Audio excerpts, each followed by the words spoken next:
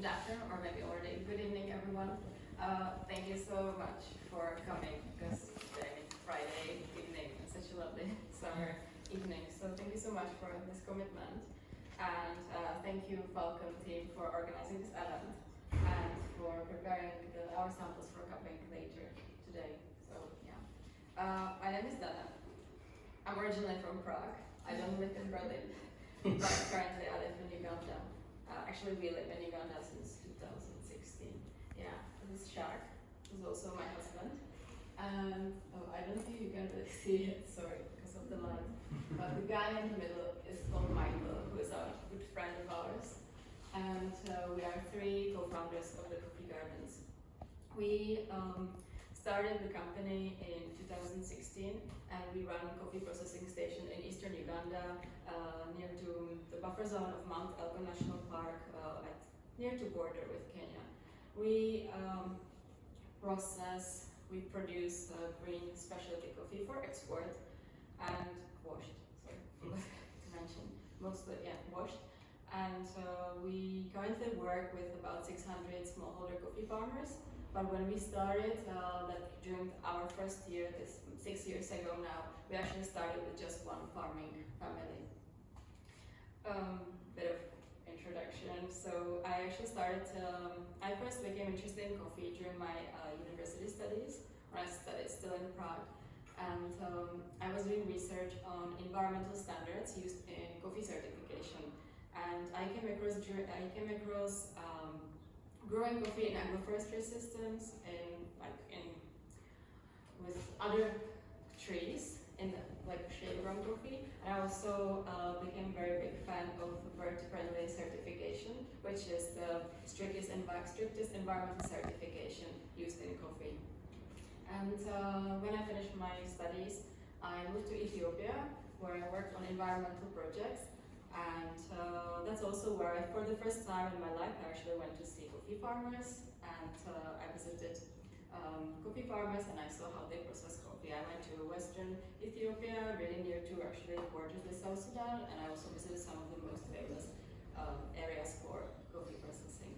Yeah, and when I was in Ethiopia, I also met Shak there, and after some time, Shak got a job opportunity in Uganda.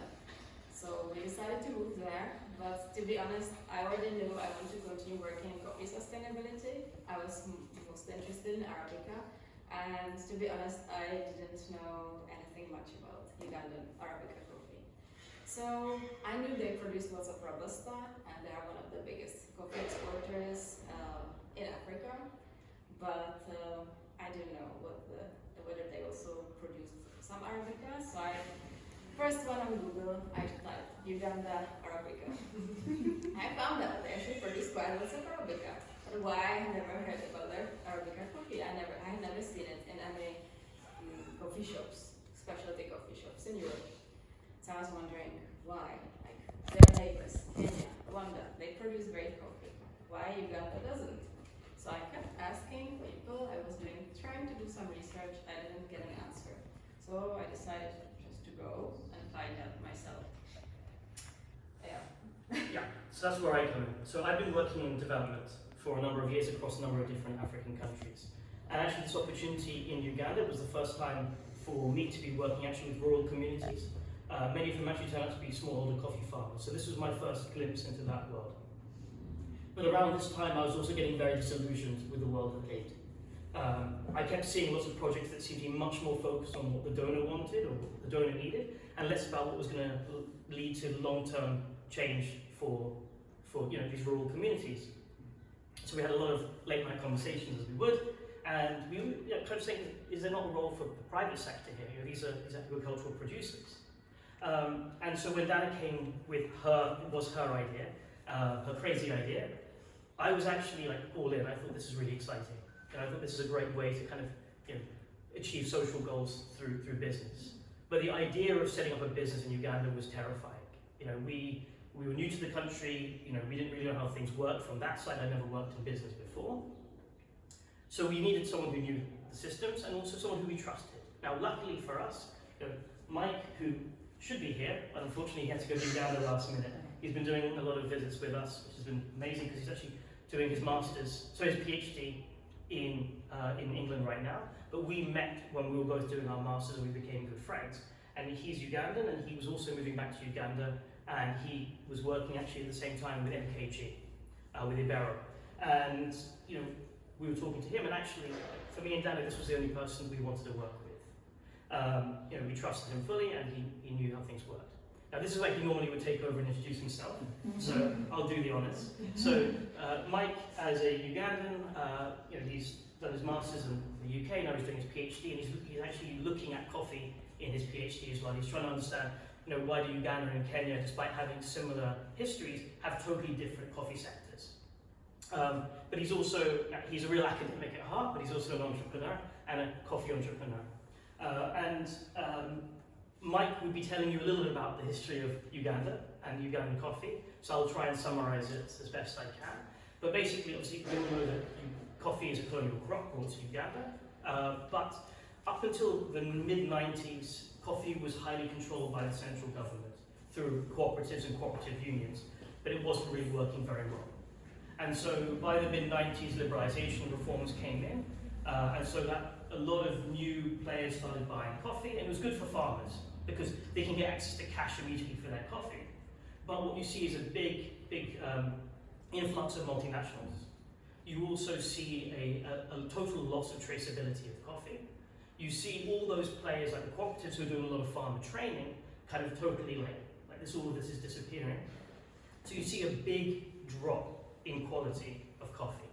And so you see Uganda turning into like large volume, poor quality, untraceable coffee, and also there's no incentive for farmers to actually improve the quality of what they're doing, because the same guy coming on a truck to buy coffee will give the same price to all the farmers regardless of what's in their bag. So that's how we found Uganda when we arrived in 2016. Yeah, so when we first got to Uganda, I immediately started looking for people who worked in coffees. I started meeting lots of coffee producers, also farmers, processors, and exporters. And I started collecting coffee samples. To be honest, at the beginning, the samples I was getting, they just confirmed what I was worried about. It's just the quality was poor, not consistent, lots of defective coffees, and so on. But then, or even what would happen, I would get some nice sample. When I asked for a same one again, then I would get something completely different. So that really didn't give me much confidence. And then once I got a coffee sample from actually from a middleman who worked in eastern Uganda, in the area where we work now. And he gave me a sample. He said it was organic coffee, and that sample I really liked. I actually got it with my sister in Prague. I brought it back to Prague. I really liked it. I told him, oh well, I would really like to meet the farmers who produce this coffee. So then he took me there. We went to meet the farmers. It was actually Lawrence and Jeniffer.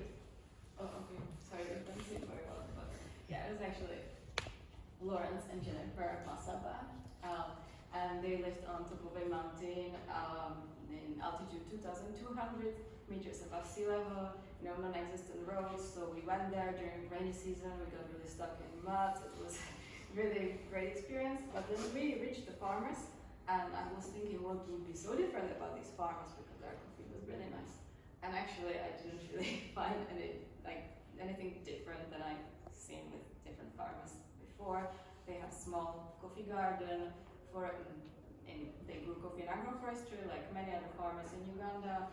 They had lots of fruit trees and so on, but I didn't really see difference. So I was wondering, well, I had an idea. Let us try to do something like really interesting with these farmers. Let me just try to buy all of their coffee, like seasonal coffee, all of their crop for that season, and let's see what coffee we get. So basically that would be around 5 tons of parchment that we committed to buy, and that all was home processed coffee. It was quite common in eastern Uganda to process coffee at home, washed coffee, but home processed. So we agreed, and we also agreed on certain standards how the coffee would be processed and so on. And then I and Shak, we went back to Kampala, to the capital, and we thought, okay, so we agreed on everything. But very quickly we realized, well, actually it's not really going according to the plan. There were lots of issues. Farmer called us, and we were like, okay, well, this is not. We might not even get that coffee at the end of the season. So the only thing how we can do it is maybe if we just stay there with them during that season. But then we got a better idea. We actually asked our current manager, Job, who at the beginning was our translator, to stay with Jeniffer and Lawrance, and basically to live with them during the coffee season. After the season finished, the coffee was quite good, but to be honest, the consistency was not 100%. So one bag would be like this, another bag would be like that. And after this, we really we realized if we want to make sure that we can grow volume of the coffee we produce, but also to make sure it's consistent quality, we just need some like a centralized place where we can control every step of the processing consistently. So at this stage, most normal people probably would have said that was interesting and leave it at that. But our 2018 looked a little bit different. So in July, we managed to export their coffee. In August, actually on this day, we got married. In September, Michael found us some land. In October, we broke ground, and by mid-November, we were already purchasing coffee. But it was not easy. So up there, those dots is where our farmers live today. They're living at predominantly 18 to 2,200 meters above sea level.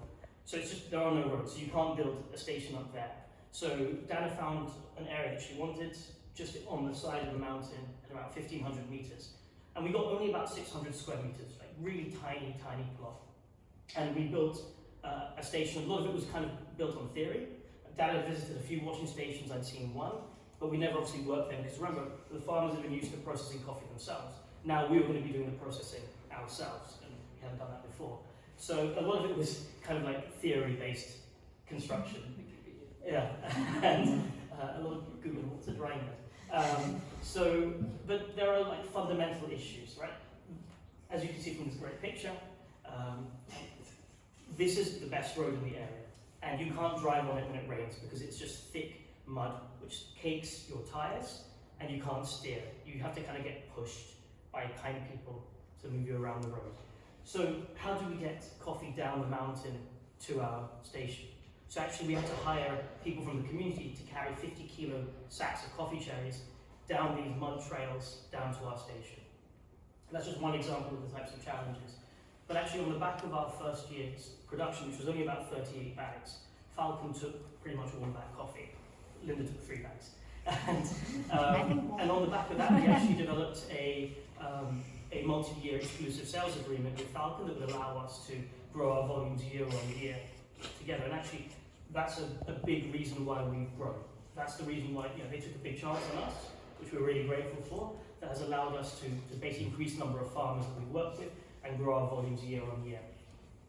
And actually, last year, we took a decision that the station that we had built was just too small. We were climbing over each other, our processes were all getting mixed up. It was just really, really squeezed. We had to build additional structures outside of our station. So we just decided in June we're going to demolish it, and we're going to build a new station. And we'd love to show you how we did it.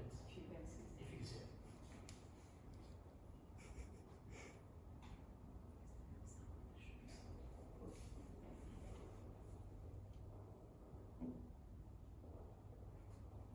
Trying to get sound, sorry guys. Alright.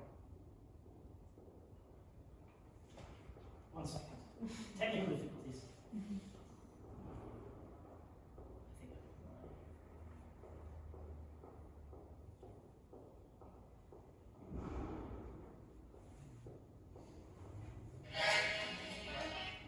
Let's start from the beginning.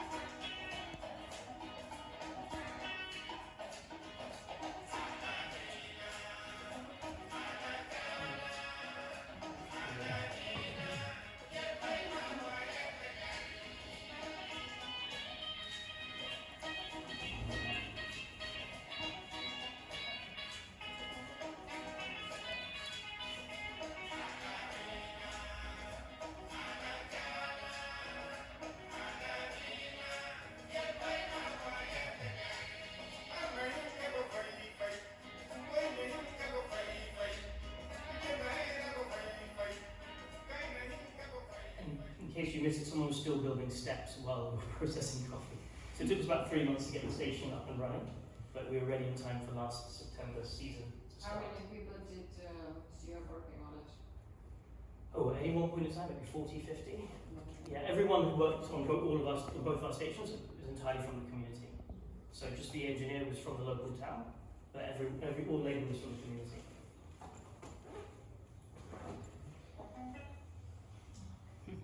So we currently have 11 permanent team members.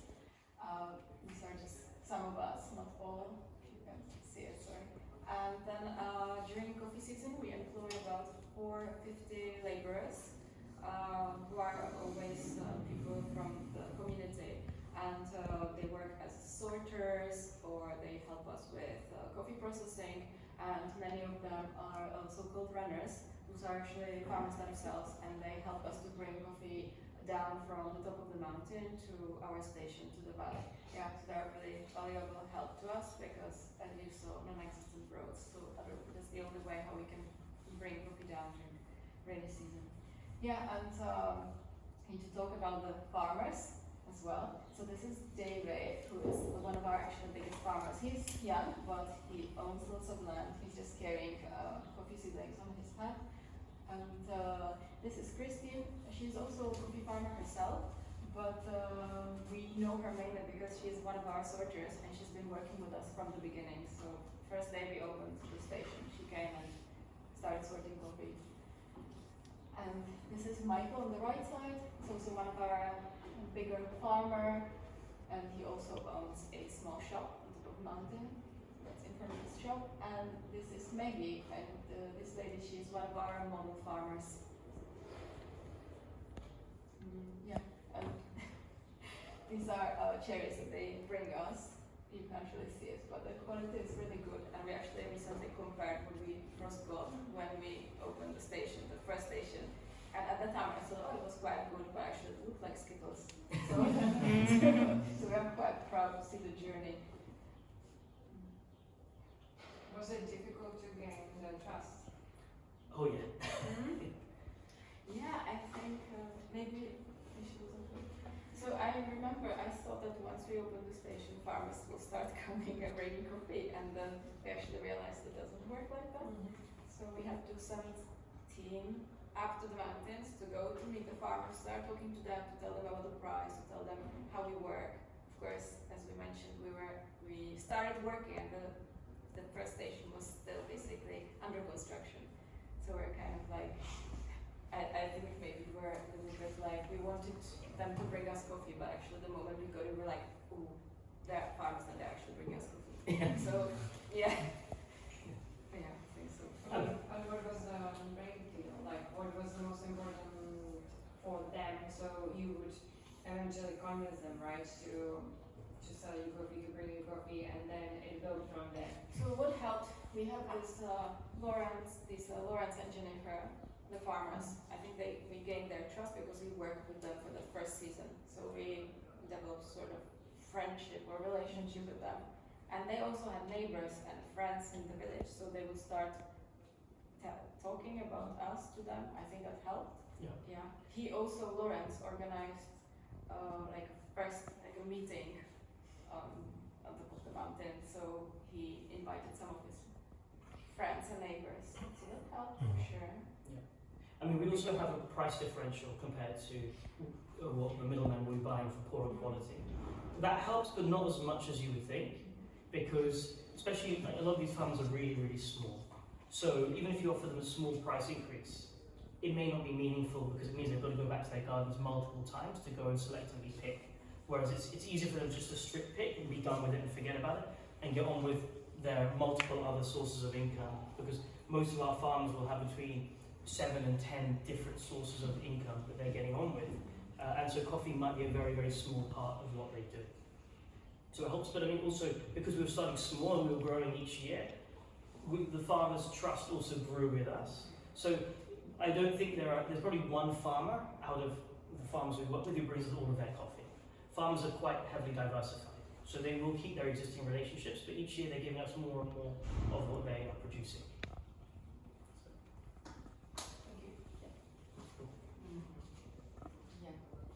sure you're interested how we process coffee. So, I mean, we'll talk about it more, but maybe you can have a look at a short video that we made. And hopefully. Hopefully. You can see. Okay.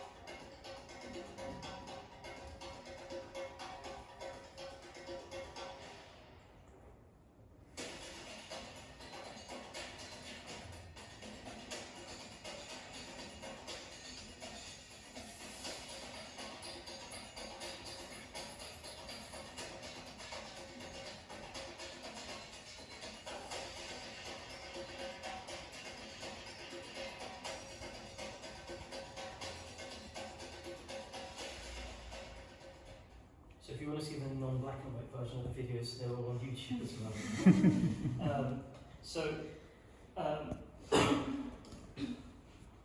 We're going to stop in a moment, but I'll just explain to you briefly how we kind of create our microlots and then some of our experimentals, and then we're going to move to cupping. So basically, the coffees that we receive in a day, we can receive coffee from up to 400 farmers in a single day, and some farmers might bring only a few kilos. So the coffee we receive in a day will typically form a single day lot. We might have multiple day lots if we're getting coffee from different altitude bands, or if we're doing some special experimental preparation. But that coffee will basically stay in its batch or in its day lot all the way through until we're ready almost to export. And so Dana will be cupping that coffee, and then she will mix the sample with other coffees in that week to form a week lot. So she will share that with the team at Falcon, who will cup, and either that week lot will become a microlot itself, or a couple of week lots will form a microlot. So this year we have 9 microlots. This is from our website, and actually this year what we've done is each microlot is associated with a different impact area, and we'll talk about those impact areas after we come back from cupping. But this is our classic fermentation, our 40-hour fermentation, that is our bread and butter coffee that we do. Because there are days where we can receive 15, 16 tons of coffee cherry, so we have a process that we really stick to with very clear protocols. And so, yeah, like I said, on the website you can click on each of these and see more information about each of those microlots. Now, this is where we get really excited. So, last season, for the first time, we were able to spend a lot of time on special preparations, experimentals, and this is because in the new season, we weren't all sitting on each other's laps doing work. We were able to have enough space. So I'll just mention a few here. So the Nanolots is probably one of our favorites. It's also the hardest one for us to do. It's a 100-hour cherry fermentation, and followed by pulping, and then 40-hour fermentation in water. And it's called the Nanolots because it's named after John, our manager. His last name is Nanolots, and he has spent the last 3 years perfecting that recipe. But obviously you have to keep the coffees for an extra 4 or 5 days at the station, which is really, really difficult. There's only certain times in the season when you actually have the space to do it.